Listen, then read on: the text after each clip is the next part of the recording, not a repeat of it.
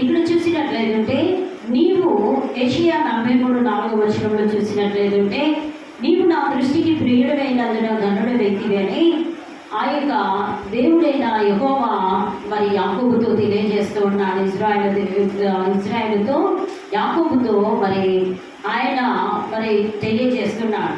నీవు నా దృష్టికి ప్రియుడైనందున ఘనుడు వ్యక్తివి, నా దృష్టికి నీవు అమూల్యమైన ఘనుడవు. ఏంటంట? దేవుని యొక్క దృష్టికి నీవు అమూల్యమైన వాడవు అని అంటున్నాడు. నేను నిన్ను ప్రేమించుచున్నాను. చూడండి, నిజంగానే మనుషులు ప్రేమించరు, కానీ ఇక్కడ అంటున్నాడు దేవాది దేవుడు, నీవు నా దృష్టికి ఏంటిదైనా అమూల్యమైన వాడవు, గనుడవు, నేను నిన్ను ప్రేమించుచున్నాను. ఎవరిని ప్రేమించుచున్నాడంట? ఆయన మరి మనలను ప్రేమించుచున్నాడు. మరి ఇక్కడ చూసినట్లయితే ఇశ్రాయేలును చూడండి, అయితే యాకోబు నిన్ను సృజించిన వాడనగు యెహోవా, ఇశ్రాయేలు నీవు నిన్ను నిర్మించిన వాడు ఇలాగూ సెలవిస్తున్నాడు, నేను నిన్ను విమోచించి ఉన్నాను, భయపడకుము, పేరు పెట్టి నేను పిలిచి ఉన్నాను, నీవు నా సొత్తు అని ఈ యొక్క యాకోబుతో తెలియజేస్తున్నాడు. యాకోబు మరి ఇశ్రాయేలుగా దేవుడు మలిచి ఉన్నాడు. అందుకోసమే అంటున్నాడు, నీవు మరి నేను నిన్ను ఏమని అంటున్నాడు? నిర్మించిన వాడను నేనే ఇంచున్నాను. కాబట్టి ఇక్కడ అంటున్నాడు, నేను నిన్ను విమోచించి ఉన్నాను, నేను మరి అదేవిధంగా నువ్వు భయపడకము, పేరు పెట్టి నేను పిలిచి ఉన్నాను. నిజమే ప్రియబిడ్డలారా, మనలను ఆయన కనుక పిలిస్తే, పేరు పెట్టి పిలిచినట్లేదంటే మన కష్టాలు కానీ, మన నష్టాలు కానీ, మన బాధలు, దుఃఖము అన్నీ కూడా వెళ్ళిపోతూ ఉంటాయి. మనకు సంతోషాన్ని, ఆనందాన్ని మనకు అనుగ్రహించుకోవాలనుచున్నాడు. నీవు జలములలో ఇక్కడ చూడండి, భయపడకము, నేను పేరు పెట్టి పిలిచి ఉన్నాను, నీవు నా సొత్తు అని ఈ యొక్క ఎవరితో చెప్తున్నాడండి? మరి యాకోబుతో చెప్తున్నాడు. నీవు జలములో పడినప్పుడు, దాటినప్పుడు నేను నీకు తోడై ఉన్నాను. నీవు కష్టకాలంలో నేను నీకు ఏంటిదన్నా నీకు తోడై ఉన్నాను. నువ్వు భయపడకుము అని యాకోబు నీవు భయపడకుము అని చెప్తున్నాడు. జలములో పడినను మరి అదేవిధంగా నా నదుల్లో వెళ్ళినప్పుడు కూడా అవి నీ మీద పొరలి పారవు అని చెప్తున్నాడు. నీవు అగ్ని మధ్యలో నడిచినప్పుడు కాలిపోవు, అవి నిన్ను కాల్చజాలవు. యెహోవానగు నేను నీకు దేవుడనై, ఇశ్రాయేలు పరిశుద్ధ దేవుడనైనా నేనే నిన్ను రక్షించువాడని. ఎవరిని? మనలను. ఆయన ఇశ్రాయేలును రక్షించు వాడేస్తున్నాడు. అందుకోసమే ఇశ్రాయేలును కాపాడువాడు కునుకుడు నిద్రపోడు అంటున్నాడు. మరి ఇక్కడ అందుకోసమే ఇక్కడ ఆయన అంటున్నాడు, ఏమని చెప్తున్నాడంటే, యెహోవానగు నేను నీకు దేవుడను, ఇశ్రాయేలు పరిశుద్ధుడనైనా నేనే నిన్ను రక్షించువాడను. నీ ప్రాణ రక్షణ ప్రయోజనంగా ఐగుప్తుని ఇచ్చి ఉన్నాను. నీకు బదులుగా పుషును, శవాను ఇచ్చి ఉన్నాను. నీవు నా దృష్టికి ఏమై ఉన్నావా వాడవట? నీవు మరి ప్రియుడవై ఉన్నావు. కాబట్టి అందుకోసమే దేవుడు అంటున్నాడు, నీవు అమూల్యమైన వాడవై ఉంటున్నావు యాకోబు. మరి అదేవిధంగా ఇక్కడ అంటున్నాడు, నీవు అమూల్యమైన వాడవై ఉంటున్నావు. మరి అదేవిధంగా మళ్ళీ ఇంకొక మాట చూసినట్లయితే, నేను నిన్ను ప్రేమిస్తున్నాను. అందుకోసమే ప్రేమిస్తున్నాడు. కాబట్టి జలంలో పడినా, నదులలో పడినా, అన్నిట్లలో పడినా కూడా ఆయన నేను నిన్ను కాపాడుతానని చెప్తున్నా. మనకి శ్రమలు ఏర్పాటు చేయించున్నాయండి, అంతేనా కదా? కష్టకాలంలో యెహోవాకు మనం మొరపెచ్చినాయి కదా, ఆయన మనకు ప్రతిదినం ఇచ్చువాడయించున్నాడు. కష్టకాలంలో మనము దేవునికి, మనము మహోన్నతుడైన దేవునికి మనం మొరపెచ్చినాయి కదా, మన యొక్క మొరను ఆలకించి మనకు ఏంటిదండి ప్రత్యుత్తరం ఇచ్చేవాడయించున్నాడు ఇక్కడ. కాబట్టి ఆయన నేను నిన్ను ప్రేమిస్తున్నాను యాకోబు అని చెప్తున్నాడు. ఇశ్రాయేలుగా మలిచి ఉన్నాడు. దేవాది తండ్రి అయిన దేవుడు తన ప్రజల పైన ఉన్న అత్యంత ప్రేమను, విలువను తెలియజేస్తున్నాడు. చూసారా ఏమని చెప్తున్నాడు? దేవుడు తన యొక్క అత్యంతమైన ప్రేమను, తన ప్రజల మీద ఉన్న అత్యంతమైన ప్రేమను దేవుడు మనకు తెలియజేస్తున్నాడు. నిజమే కదా? ఎందుకనంటే ఆయన మనలను ప్రేమిస్తున్నాడు కాబట్టి విలువైన వారిగా మనలను ఆయన దృష్టించుచున్నాడు. కాబట్టి నీవు అమూల్యమైన వాడవు. దేవుని దృష్టిలో మనము చాలా విలువైన వాళ్ళమాట. ఎవరి దృష్టిలోనండి? దేవుని యొక్క దృష్టిలో విలువైన వారమై ఉంటున్నాం. మనుషులు మనకు విలువ ఇయ్యరు కావచ్చు, మనుషులు మనలను మరి దగ్గరికి తీయరు కావచ్చు, కానీ ప్రియమిట్లారా ఇక్కడ అంటున్నాడు, దేవుని దృష్టిలో మనమాట విలువైన వారమై ఉంచున్నామట. మరి ఆయన మరి ఏంటిది, మనము విలువైన వారమై ఉంచున్నాము, అమూల్యమైన వాడము. నేను దేవుని దృష్టిలో మనము చాలా విలువైన వాళ్ళము. ఎవరి దృష్టిలోనండి? దేవుని దృష్టిలో చాలా విలువైన వాళ్ళమై ఉంచున్నాం. మన విలువ మన పరిస్థితుల మీద కాదు. మన పరిస్థితిని బట్టి మన విలువను బాధపడద్దు, పోగొట్టుకోవద్దు. నాకేం విలువ ఉంది, నాకేంటి పరిస్థితి ఏంటి, ఇలాంటి భయంకరమైన మరి విషమిస్తూ ఉన్నాయి. ఇలాంటి సిచ్యువేషన్స్లో నేను చాలా మరి ఇలాంటి సిచ్యువేషన్లో నేను బాధపడుతున్నాను, ఏంటి నా పరిస్థితి అర్థం కావట్లేదు అని మనము అలాంటి పరిస్థితిని బట్టి మనము మన పరిస్థితుల మీద కాదు, కానీ దేవుని ప్రేమ మీద ఆధారపడి ఉంటుంది. ఎవరి ప్రేమ మీద ఆధారపడి ఉంటుంది? మన పరిస్థితుల మీద కాదు, కానీ దేవుని యొక్క ప్రేమ మీద మనము ఆధారపడి ఉండాలి. అంతేనే కదా, ఆయన ఘనుడైన వాడు. మనలను ఘనత ఇవ్వాలనుకుంటున్నాడు, మనలను ప్రియముగా ఉంచాలనుకుంటున్నాడు, ఆయన మనలను మంచి స్థితిలో ఉంచాలనుకుంటున్నాడు. కానీ మనమే ఆయనకు అందుబాటులో ఉండట్లేదు. అందుకోసమే అంటున్నాడు, మీకు ఎవరు విలువ ఇచ్చినా విలువ ఇవ్వకున్నా కూడా నేను మీకు విలువనిచ్చి ఘనతను అమూల్యమైన వాడిగాను, అమూల్యమైన దానిగాను నిన్ను చేజు వాడను నిర్ణయించున్నావు. నీవు నా దృష్టికి అమూల్యమైన వాడవేయించున్నావు, నీవు నా దృష్టికి విలువైన వాడవేయించున్నావని ఈ యొక్క దేవాది దేవుడు చెప్తున్నాడు. దేవుని ప్రేమ మీద ఆధారపడి ఉంటుంది. ఎవరి ప్రేమ మీద ఆధారపడి ఉంటుంది? మనలను ఆయన దీవించాలనుకుంటే దీవిస్తాడు. మనలను ప్రేమట్లారా ఉన్నతమైన స్థానంలో ఉంచాలంటే ఆయన ఉంచగలిగే శక్తిమంతుడు. ఒకవేళ మనలను దీనస్థితిలోనే ఉంచాలనుకుంటే ఆయన ఇష్టమే ఇచ్చున్నారు. కానీ ఆయన అలాంటి వాడు కాదు, ఎందుకంటే ప్రేమామయుడు ఇచ్చున్నాడు. ఆయన దృష్టిలో మనము విలువైన వారిగా మనలను ఆయన చూస్తూ ఉన్నాడు. ఆయన దృష్టిలో మనము ఒక విలువైన వారిగా ఆయన మనలను చూస్తున్నాడు. కాబట్టి మనము ఆయన అంటున్నాడు, నువ్వు విలువైన వాడవు, గనుడైన వాడవై ఎంచున్నావు అని అంటున్నాడు. అంటే ఇక్కడ చూడండి, గనుడు అనగా దేవుడు మనకు గౌరవాన్ని ఇస్తున్నాడు. ఏంటిదట? దేవుడు మనుషులు గౌరవాన్ని ఇవ్వరు, అంతేనే కదా, చూసి చూడనట్టు చేస్తూ ఉంటారు. కానీ ఇక్కడ దేవాది దేవుడు అంటున్నాడు, నీవు ఎలాంటి వాడమంట? గనుడైన వాడవు. మరి చూడండి, అంత చక్కగా గౌరవం ఇస్తాడంట. అంటే ఆనర్ నేను చేస్తానని చెప్తున్నాడు. ఎంత గొప్ప దేవుడు మన దేవుడు. చూడండి, ప్రపంచంలో మనలను చిన్న చూపు చూసినా, ఇతరులు మనలను చిన్న చూపు చూసినా, మన వాళ్ళు మనలను చిన్న చూపు చూసినా, మరి వేరే వాళ్ళు ఇతరులు కానీ మన ఫ్యామిలీస్లలో కానీ ఇంక ఎవరైనా చిన్న చూపు చూసినా కూడా ఆయన దృష్టిలోనట మరి ఏంటిదట? ఆయన చిన్న చూపు చూచేవాడు కాదేంచున్నాడు. ఎంత గొప్ప దేవుడు మన దేవుడు.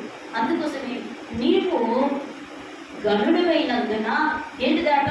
నీవు నా దృష్టికి ప్రియుడమైనందున గనుడవైతివని యాకోబుతో అందుకోసమే చెప్తున్నాడు.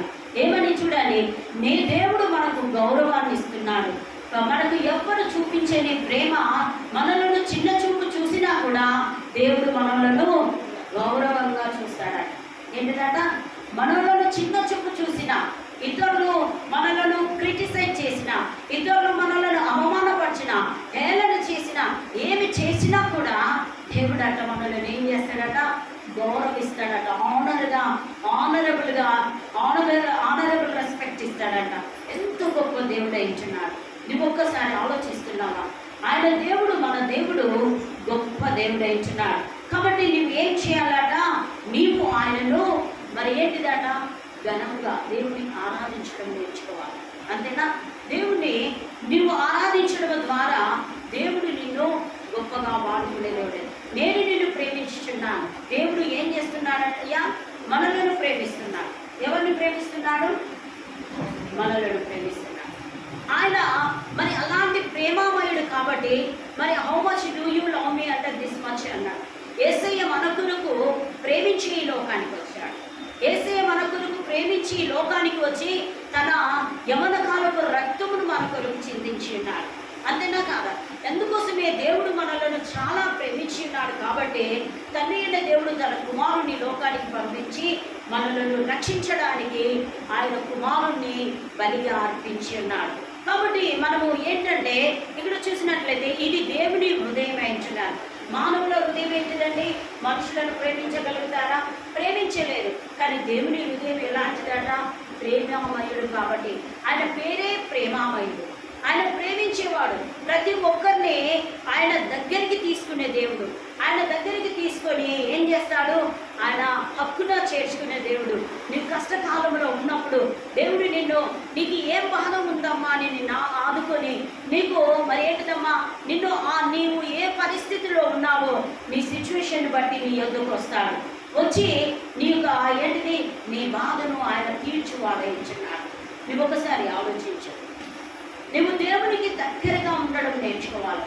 మనము దేవునికి దగ్గరగా ఉన్నప్పుడే ఆయన దృష్టికి మనము ప్రియమైన వారిగా ఉంటామట.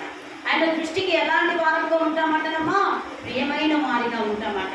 కాబట్టి ఆయన ఇది దేవుని హృదయం అయించున్నది. మనుషుల హృదయం ఏంటిదంటే మరి ఘోరమైనది, వ్యాధి గలదే ఇచ్చున్నది. మనుషుల హృదయము మరి బైబిల్ వాక్యం చెప్తుంది, అంతేనా కాదా? మరి ఘోరమైనది, వ్యాధి గలదే ఇచ్చున్నది. మనుషులు ఇప్పుడే ప్రేమిస్తారు, మళ్ళీ ఆ తర్వాత ప్రేమించరు.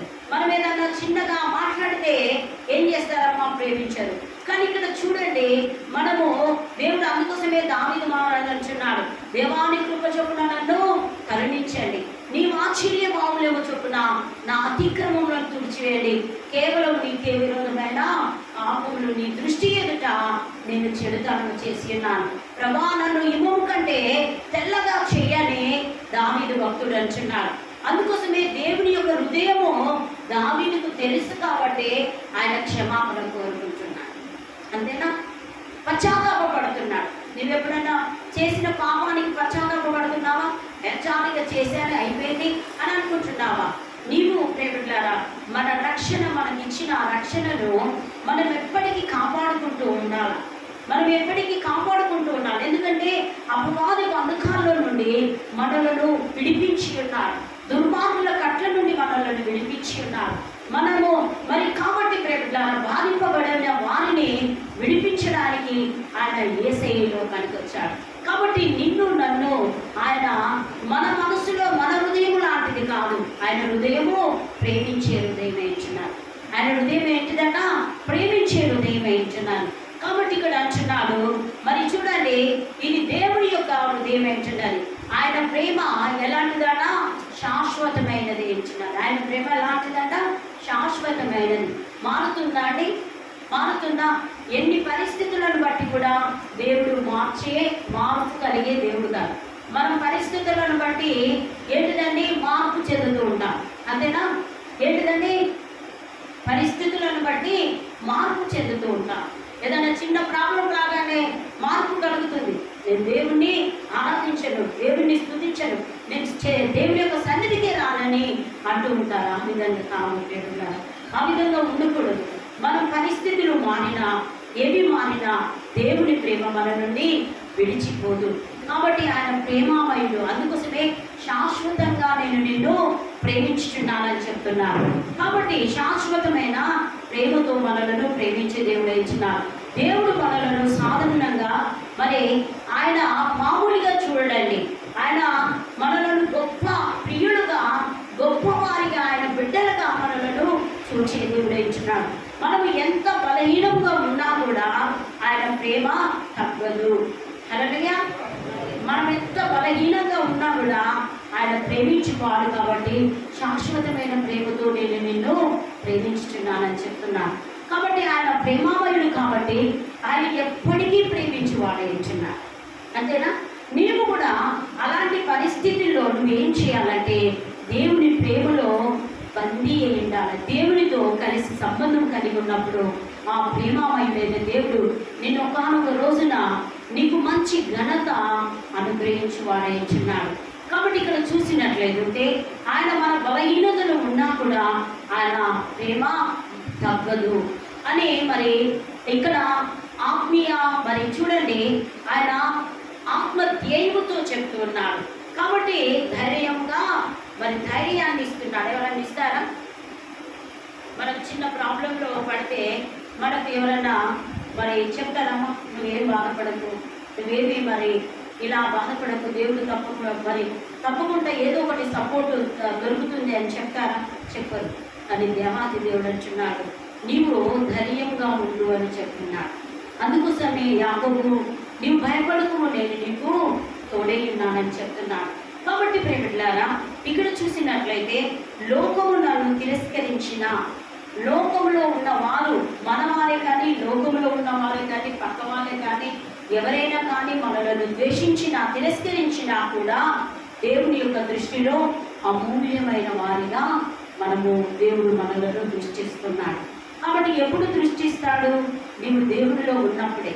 మరి దేవుడితో కలిసి సంబంధం కలిగి ఉంటాను, ఆయనతో స్నేహ సంబంధము కలిగి ఉన్నప్పుడే దేవుడు మనలను మన బలహీనతలను జ్ఞాపకం చేసుకోడు. కానీ ఆయన బిడ్డలని ఏ విధంగా ఆస్వాదించాలి, ఆయన బిడ్డలని ఏ విధంగా ముందుకు నడిపించాలని ఆయన చూసే దేవుడు ఇచ్చున్నాడు. కాబట్టి చూసినట్లయితే మరి నిర్గమకాండము మరి చూడండి 19:5 చూసినట్లయితే, కాగా మీరు నా మాట శ్రద్ధగా విని ఎడల. ఎవరి మాట వినాలి? తండ్రి అయిన దేవుని యొక్క మాట శ్రద్ధ కలిగి వినాలి. అశ్రద్ధ చేయవాడు శాపగ్రస్తుడవుతాడు. శ్రద్ధ కలిగిన వాడు ఏంటిదట? ఆయన మాట శ్రద్ధగా వినాలి. అంతేనా? ఆయన మాట శ్రద్ధగా విని నా నిబంధనను అనుసరించి నడిచిన ఎడల. ఇప్పుడు ఎవరి నిబంధన? దేవుడు మనకిచ్చిన ధర్మశాస్త్రమును మనం పాటించిన ఎడల, నడిచిన ఎడల, ఆయన నిబంధనలు నడిచిన ఎడల మనం ఏమవుతామంట? మనము సమస్త సమస్త దేశంలో జనులలో నా స్వకీయ సంపాద్యము. చదవమ్మా 19 నిర్గమకాండం 19:5. కాగా మీరు నా మాటను శ్రద్ధగా విని నా నిబంధన అనుసరించి నడిచిన ఎడల మీరు సమస్త దేశ జనులలో నాకు స్వకీయ సంపాద్యం మగుదురు. చూసారా ఎంత మంచిగా చెప్తున్నాడు. మరి ఏ విధంగా చెప్తున్నాడంటే ఆయన చూడండి, మనము ఆయన మాట శ్రద్ధగా వినాలి.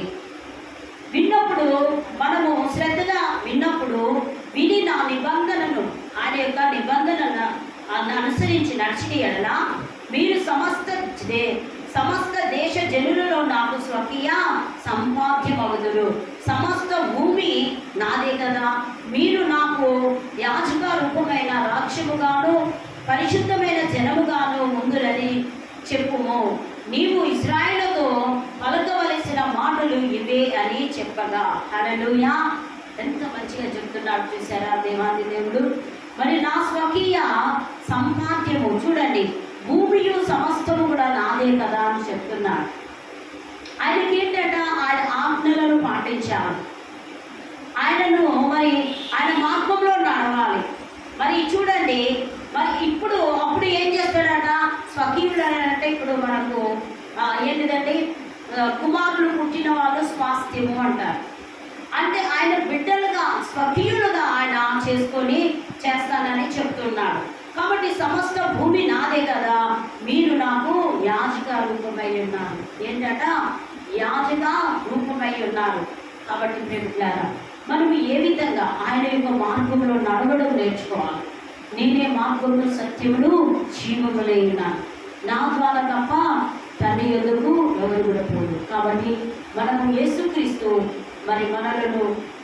మనలను రక్షించడానికి యేసయ్య ఈ లోకానికి వచ్చాడు. కాబట్టి మనము ఆయన స్వకీయులుగా మనలను చేసి ఉన్నాడు. కాబట్టి ఒకసారి గుర్తు చేసుకోవాలి, బ్రహ్మ నేను నిన్ను శ్రద్ధ కలిగి నేను వెతుకుటకు, నిన్ను నడుచుటకు నీవు నాకు సహాయం చేయాలని ప్రార్థన చేయాలి.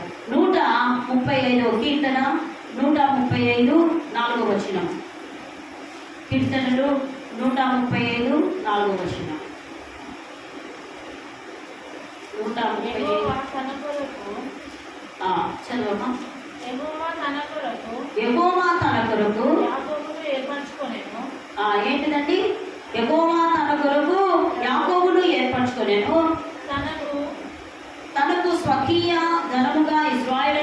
ఏర్పరచుకునేను. యెహోవా గొప్పవాడనియు మన ప్రభువును సమస్త దేవతల కంటే గొప్పవాడని నేను ఎరుగుదును. ఇక్కడ చూడండి ఏమని చెప్తున్నాడంటే, మరి దావీదు యెహోవాను స్తుతించుడి, యెహోవా నామమును మరి స్తుతించుడి. ఆయన నామమును మనం స్తుతించాలి. ఎక్కువగా ఆయన స్తుతుల పైన ఆసీనుడైన దేవుడే ఇచ్చున్నాడు. ఆయన మనం ఎంతగా పాటలు పాడుతూ ఎంతగా ప్రైజింగ్ వర్షిప్ చేస్తుంటామో ఆయన యొక్క ప్రెసెన్స్ అంతగా ఎక్కువగా వస్తూ ఉంటుంది. చాలా మంది దేవుణ్ణి మనం ఆరాధించడం ద్వారానే దేవుని యొక్క సన్నిధి మనకు, దేవుని యొక్క ప్రెసెన్స్, దేవుని యొక్క సన్నిధి మనకు వస్తూ ఉంటుంది. కాబట్టి యెహోవా సేవకులారా, యెహోవా మందిరములో, మన దేవుని మందిరపు ఆవరణంలో నిలుచుండు వారలారా యెహోవాను అందరికీ చెప్తున్నాడు. సేవకులకు చెప్తున్నాడు, విశ్వాసులకు చెప్తున్నాడు, ప్రతి ఒక్కరికి ఏమని చెప్తున్నాడంటే, మరి మీరు మనము దేవుని యొక్క మందిరములో ఆవరణంలో నిలుచుండు వారలారా. మరి ఏమని చెప్తున్నాడు? దేవుని మందిరములో ఆవరణంలో నిలుచుండు వారలారా యెహోవాను స్తుతించుడి. ఇప్పుడు ఎవరిని స్తుతించాలట? దేవుని స్తుతించాలి. మనలను మనం కాదు.